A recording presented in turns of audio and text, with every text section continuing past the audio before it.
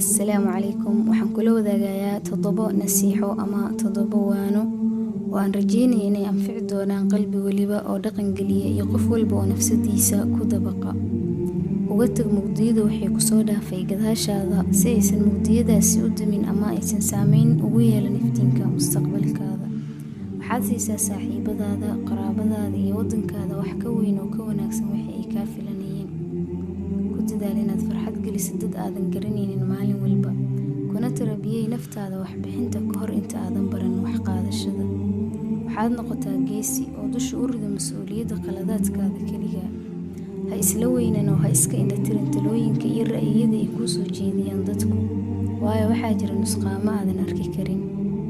Waxaad eegtaa mar walba halka sarreysa, waxaadna noqotaa sida quraanjada oo kale, taas oo mar walba korta oo haddana soo dhacda marar badan ilaa ay ka gaarto buurta fiinteeda sare.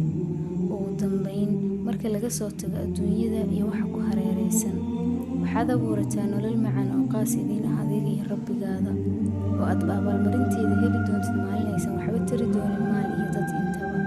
Waxaadna ogaataa adduunyada waxa yaalla oo dhan